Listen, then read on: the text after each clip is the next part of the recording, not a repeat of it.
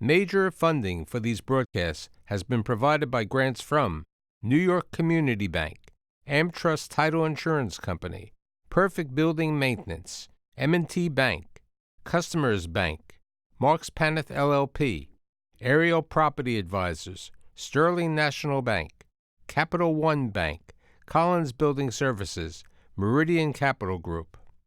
Additional support has been provided by grants from AVR Realty Company, Amerant Bank, Bank of America Merrill Lynch, B6 Real Estate Advisors, Briarwood Organization, Chase Commercial Term Lending, Chase Commercial Mortgage, Citizens Bank, CPEX Real Estate Services, Douglaston Development Levine Builders, Flushing Bank, Friedman LLP, Handler Properties LLC, Handler Real Estate, Hodges Ward Elliott INC, Investors Bank, James D. Kuhn Real Estate Center at Syracuse University, Kilroy Architectural Windows, New York's Window Company, Matone Group, New Banks, Newmark Knight Frank, Optimum Window Manufacturing Corp., People's United Bank, Rockefeller Group, Rosewood Realty Services, SJP Properties, Stonehenge NYC, TD Bank, Terra CRG, the Meringor Family Foundation,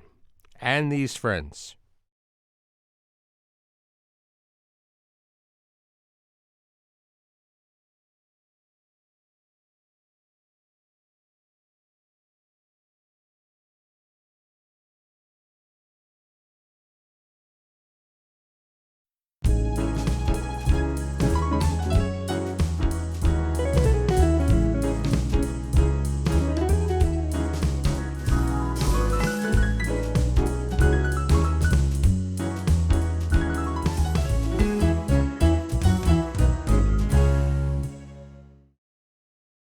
Fourth generation real estate family, the leaders in hospitality.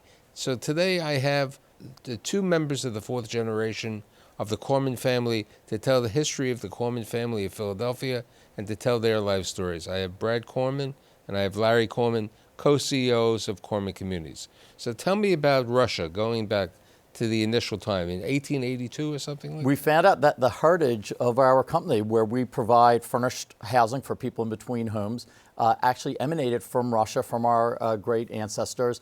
They would follow the construction of the railroad and set up temporary housing for those individuals working on the railroad in Russia.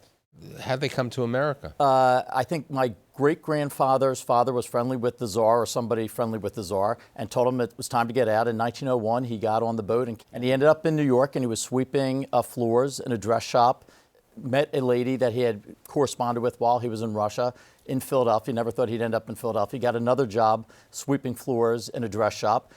In order to make ends meet, his wife at the time rented out rooms within their farm so that they could make ends meet. They had two young sons. They were eventually able to buy the farm, so they were also a little ahead of Airbnb in that respect as well. So right now, this is the first generation and the second generation, right? Yes.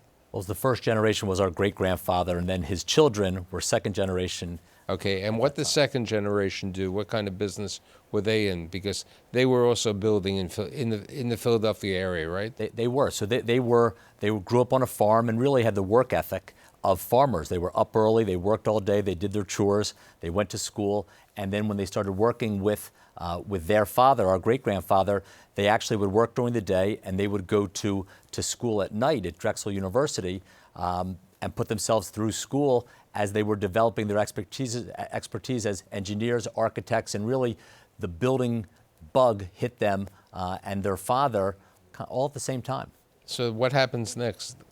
In 1919, Hyman stops sweeping floors at a dress shop and starts constructing homes. In 1933, along with his two sons who just graduated from Drexel with an architect and engineering degree, they incorporated and formed the Hyman Corman Corporation. And they started constructing, as Brad said, almost 30 to 40,000 homes within Philadelphia. So they built some row homes. They were building the trucks, right? 2,000 homes a year. And our grandfather would tell us a story that their margin was $200 each home, and you never mess with the margin. So you had to make sure that all your supplies, the pricing was consistent, and when it wasn't consistent, they became vertically integrated before vertical integration was a term. So they had a lumber yard, brick manufacturing plant, construction company, and they would supply materials to their own construction needs as well as to the community of builders in the neighborhood. So the Levitts, who built Levittown, were customers and friends. Al Tal and his sons, who became Toll Brothers later on, were competitors, but really friends and like-minded, same as AP Orleans and Orleans. So you have all these companies that were building. So they're dealing at this time with Sam, right? So they're dealing Sam with and Max. Sam and his brother Max and their father Hyman. Okay, so Sam was your grandfather. Yes. What happens next? So then they started building communities. So they would build the homes, and they said, you know what, there's an opportunity here to do more than that. So let's build, in each of these communities, 5,000 homes, 1,000 apartments, a neighborhood shopping center. We'll sell the homes, but we'll keep the apartments and keep the shopping centers. And they were building planned unit developments, PUDs, before that was even a term. Right, now they built in the 40s or the 50s one of the largest malls, right? It was more 1967. The Chamonix Mall was the largest one-story mall on the East Coast. And that was our uncle Leonard who built that. And that was really around 5,000 homes, 1,100 apartments, and a neighborhood shopping center, and sold the homes and kept the apartments and some of the retail. So when does your dad go into business with a relative? Well, my dad was intrigued by multifamily. My dad had a passion for doing something different, unique. So he was always a trendsetter within the multifamily division. He built trusses with his dad when they were in construction, but with the apartments, he started adding carpet to apartments, which were not heard of at the time, refrigerators, washer and dryers.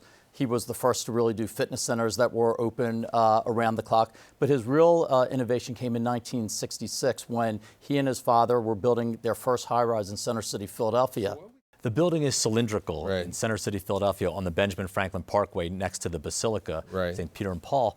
And architecturally, it's very striking. It's a cylinder, which means each floor is round, and therefore each apartment was pie-shaped. So when people would first look at the apartment, they would walk in and say, well, if I put the bed here, I can't see the dresser there, and I'm not quite sure what to do.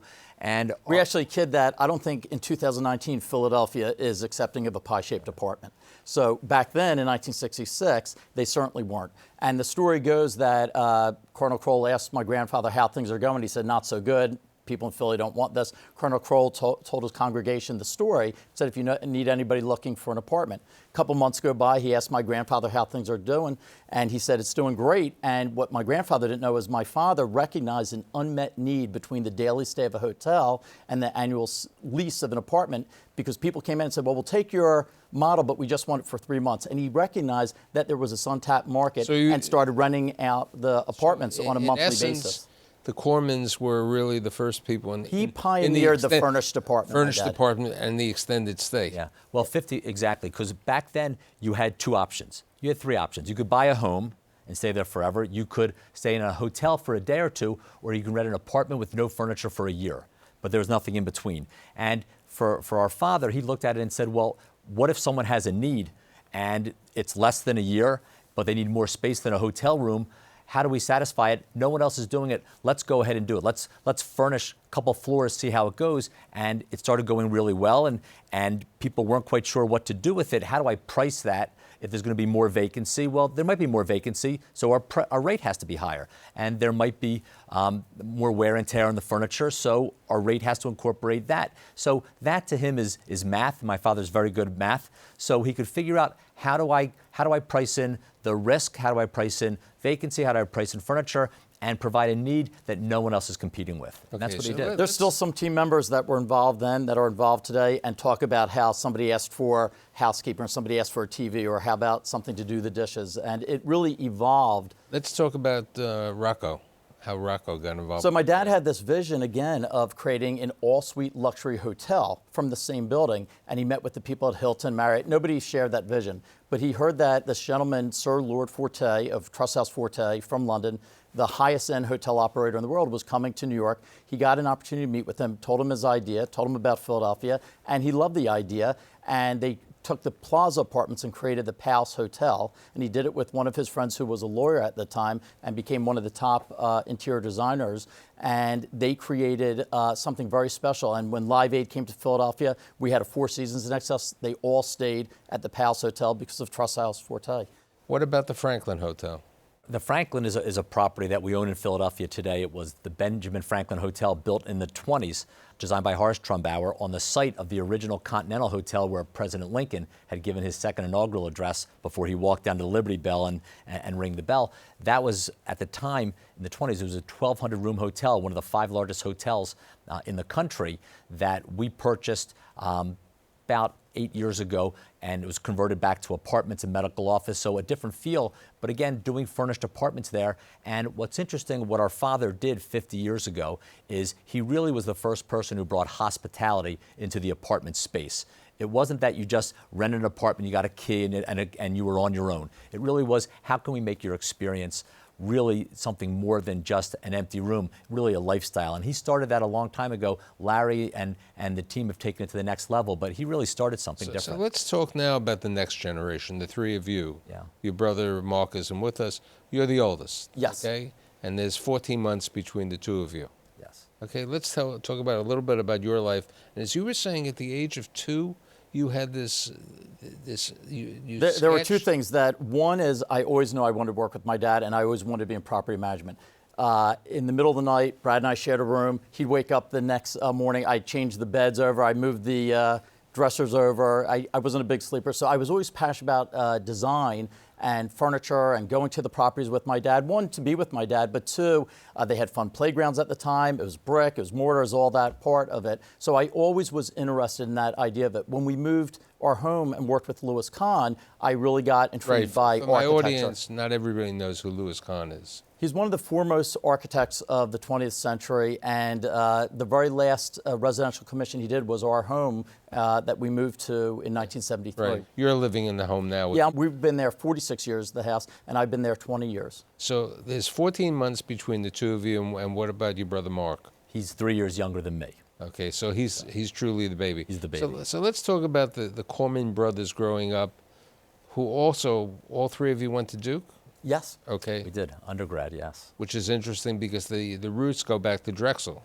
Drexel, Penn State. Penn State. But we for get our back parents. involved. So I'm on the board of Drexel. I'm involved with Penn Design. I'm on the board of that. CHOP. So we're very active with the universities in Philadelphia, but we're very loyal to So how do you our guys Duke also. how do you guys make the decision growing up that you wanted to go to Duke?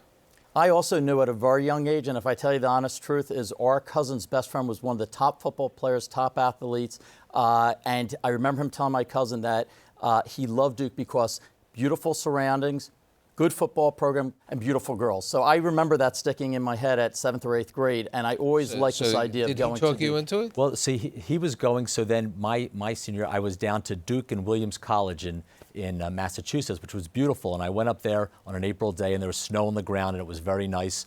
And it was small, and I remember thinking, this is nice, I could be happy. And then the next week, I went down to Duke, and it was 70 degrees, and there were girls playing Frisbee and people doing things, and I thought, you know what, this might be a So better it's a basketball fit. game and a fraternity party, things I didn't like, but I knew he would like. So I was a good salesman, and he loved it. And when he first was there, I took him for his birthday, his first year, to James Brown concert in Raleigh, and we had a lot And of it fun was nice. together. It was Larry's, great. we grew up as very close as best friends, so it was nice. For me, that was a selling point. That wasn't a negative. Did the 2 of you and Mark go together with your dad in the early 60s and the 70s to the properties? Yes. We joked that we never learned how to tell time properly because my father would say, I'm going to stop at the properties just for 5 minutes. And 5 minutes seemed like an hour because it typically was. He would get excited. So we always stopped at the properties. Larry and I started working summers when we were 11 and 12 at the properties, the lowest level. We pulled weeds, we painted garages, toilets. we cleaned toilets. We did every job that you can imagine to give us perspective and an eye to what goes into property I even management. took it to the next level where I started doing maintenance and could change electric outlets without turning the electric off. It was important for my dad for us to understand the basics and have a commiserating sensibility with maintenance, Now, housekeeping, were grounds. there any other Corman family in the business at that time besides the 3 of you? What we had is, at the time, each generation of our business, from our great-grandfather to our grandfather to our father, there were generational family members in the business, and each generation would kind of draw a line in the sand and say, okay, we're going to stop this generation, and then the next generation is going to do their things. They're still going to manage the assets from the previous generation, but all new business is going to happen there. So when we came in, we had cousins who were doing different aspects of the business, and then about 20 years ago, we drew that line in the sand and really wanted to grow our platform with the AKA and the AV brands. The problem with any family business is the remuneration is based on age. It's not based on performance, commitment, the things that you're doing, how much you're doing, how well you're doing. So there was a recognition from the third generation that if Brad and I want to take this to the next level and we're willing to work hard and do our thing, we should be able to do that. And we credit the third generation for allowing us to take the company to the next level. And Mark eventually joined us a couple years later. So when you graduate Duke, do you go directly into the family business? Yes. Yep, I was walking make-readies. I started helping my dad with expense control and recognized that our marketing was out of hand. And I'd taken a course at Duke in business that talked about the synergies of the parts being... So we won't hold it against that your brother got his master's from Wharton. Well, I worked for 3 years and then I went back. Unlike Larry, I didn't know that I always wanted to do this. What I knew is that I liked doing deals and I liked being involved on the capitalization, debt and equity, putting deals together, buying and selling things, project, whatever that would be. When I went back to business school thinking about what it is I wanted to do, I realized the opportunity I had to work with my brothers and my father, to work with in an industry that I really knew a lot about, that I really loved, and so that gave me a little different perspective. So let's talk about what Corman Communities, what AKA, and what AV is today, and what each one of your roles are, including Mark. Brad and I are 32, 33 years. There's 3 decades. And that first decade was really my dad and I working to take the 23 existing apartment communities, which all operate on their own, and bring them together under the Corman Suites umbrella. Most of them were in Pennsylvania and Delaware? Well, mostly Pennsylvania, a few in New Jersey, and 1 in Baltimore. But it was 23 traditional garden-style apartments, lower end, but we converted them into this Corman Suites. And it was the first branded furnished apartment community portfolio in the country. 30-day stays, or? It was a few 30-day stays and annual apartments, but with services and amenities that weren't typical of apartments. It was really workforce housing that we made so much nicer than everyone else's workforce housing in the area. My dad championed the basics, so great grass, great turf, beautiful flowers, meticulous presentation, curb appeal to the nth degree. And that really defined it. But then the marketing we brought together, so it was before Wi-Fi, it was before internet. We were able to flood the market with 23 budgets. We were able to get Howard Stern, who hadn't even come to Philadelphia, to do our early commercials. We had billboards, we had magazines, we had the newspaper, we had radio, TV. And it was called, at that time, Corman. And it was a simple message, twice the space at half the cost. And we became the Kleenex Band-Aid within Philadelphia. If you were looking for a short-term furnished apartment, you went to Corman Suites. Our father had a couple mottos that live with us today. A property gets a day older or a day better. It doesn't stay the same. So we always reinvested back in our real estate to make them the best they could be. He also never wanted to be what he called a Me Too player. He always thought there's a market in everything for the cheapest and the best of everything. So you can either be the cheapest and you'll have a market, or you can be the best. In the middle is where everyone else was slugging it out for market share. So we decided to be the best at what we could be in the segment in which we operated. So let's talk about AV. So in 1995, Brad and I decided to form our own company, and that goes back to our uncles allowing us to pursue this. And we decided we want to take this to the next level, both the apartments and the furnished to the next level, and we want to take it beyond the provincial setting of Philadelphia. So we started building our own properties with a partner and buying brand new properties in Delaware, in DC, in Virginia, in North Carolina, in Georgia. And these were Class A apartment properties that we took a percentage of the properties, anywhere from 10% to 40%, and furnished those apartments with the best furnishings you could get. So they still allowed us to put on multifamily financing, multifamily investors, because they were apartment properties, but we were able to put in the furniture and the hospitality services that increased the returns. But because we were doing this on our own, we took one very old property, Waterview in Westchester, and we renovated that very frugally and did spectacular. And we got a bank to give us both the debt side and the equity side. We then found another Horst Trumbauer building in 1997. It was vertical. It was 95 one-bedrooms for the most part. We didn't want to call it Corman Communities, and that's when we started the name game of this urban high-rise, and we knew we wanted to do something with that. And when we were through North Carolina, Georgia, we recognized that in order to be considered the best, highest-end furnished apartment company, we needed to be in New York. And we were partnered at the time with Goldman Sachs, others. They were short-term holds. Brad went out, found CalSTRS, who was a longer-term hold, and allowed us to enter the New York market, but first doing something in White Plains very successfully, again, frugally, but successfully, and then we went into New York. So when do you enter New York as AKA? 2004, but it wasn't as AKA, it was as Corman Communities, and then we came up with the name AKA, and then presented to BlackRock and CalSTRS. It was and really, that was our first one. instead of saying one portfolio that was all Corman Communities, we realized there was a difference of expectations from our customers on what a suburban property would look like, furnished apartment, and what an urban, especially New York, furnished apartment should look like. There was a level of finishes, there was a service level, so that's when we said, let's go ahead and split the business lines and have our urban high-rise portfolio called AKA, as Larry said, and our suburban portfolio called AV, so that we're not confusing our customers as to what they should expect. One thing that's cool about that also is we had everybody over at our house that we grew up in, the house I was living at the time in 2004, and we explained that Corman Communities is now going to be the parent company, and there's going to be 3 divisions. ARC, which is the original Corman Suites portfolio, AV, which was the original Corman Communities, and this new one, AK. And each president of each brand was a female that had worked with us. So MJ, Leanne, and Kathy each were president. So we were a company run 3 brands with 3 women. And all 3 are still with us today. How many AKA and how many AV? There's about 12 AV, 12 AKA. 12 of each right now that we own, of which 100 will be furnished within those. So it could be 40%, it could be 35%. And it's a gamut. It could be short-term, long-term, with furniture, without furniture, with maid service. So it's really a gamut of corporate residential. But they're longer stays. They average 7 months. Okay, our furnished and apartment. AKA? Is short-term, urban, high-rises.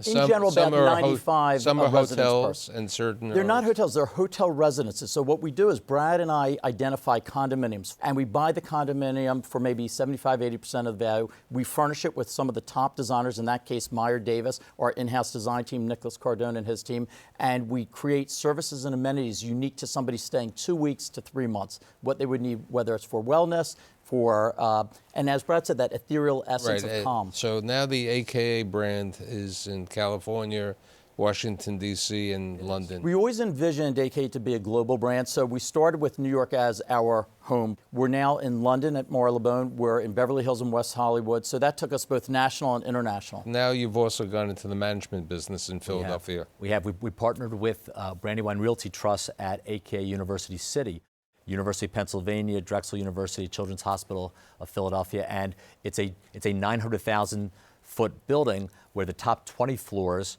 are residential. Level 28 is our amenity floor, indoor pool, golf simulator, business center, fitness facility, spectacular. The NA Plus Ultra and amenities. And then floors roughly 30 through 50 are 268 residences where we do daily hotel, weekly stays, monthly and annual apartments, and there we are in the management business for an institutional partner, and we've done that as well in Northern California, in the Bay Area, with some AV properties for CalSTRS. Let's talk about family. I told you I went to Duke for those beautiful girls. I got one of them, and she and I have been together since '84. We got married in 1990. She's originally from Her Long name, Island. please? Corinne. So she graduated from Wharton with Brad, and Penn invested in her in a concept called 3000 BC, which was the first aromatherapy spa in Philadelphia. She has been doing that for 26 years and has just recently partnered with Jefferson Health to form Body and Beauty Labs and is taking it to that next level. Children? We have 3 children, Alec, Nikki, and Max. Alec just graduated from Penn, Nikki graduated from Drexel, and Max is a freshman at Penn. Your side? My wife, Pam, and I have been together 30 years, and I had just started working in 1988, and my job as the most junior person was to find surface parking for these 300 cars while we were doing construction. Meanwhile, I had seen this woman who turned out to be my wife years later, moving into the building. She had met Larry when she moved in, and I saw her in an elevator. And what I told her, I said, I got the perfect person for you. She did. He told her that. And so I saw her one day, and I saw the doorman, and I said, who is that person? And he said, oh, Pam, 19B. And so met her. She ended up getting one of the valet drivers, banged her car up. I was the guy who fixed the problem for her, and then so she took me out after that. We have 3 children. Jackson lives and works in New York in the real estate industry. Sam has just finished his junior year at Duke University, and my daughter Olivia will start Penn State this summer. Tell us about Mark.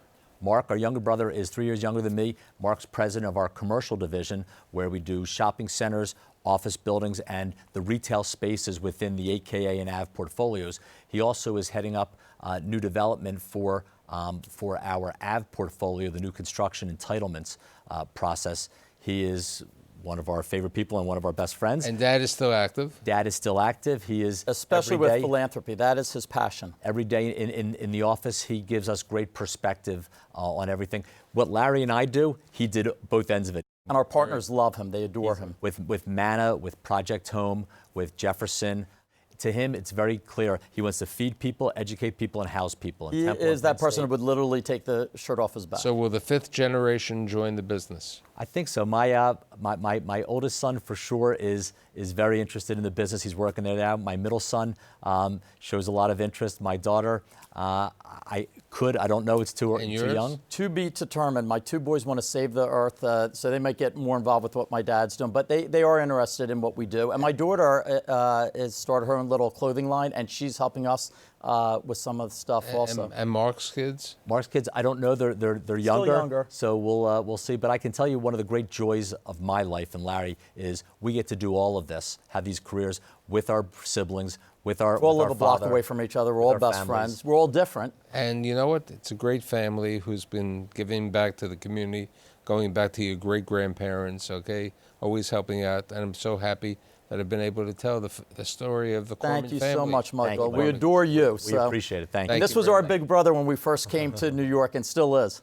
So thank you. Thanks for being here. Thank you. Great seeing you.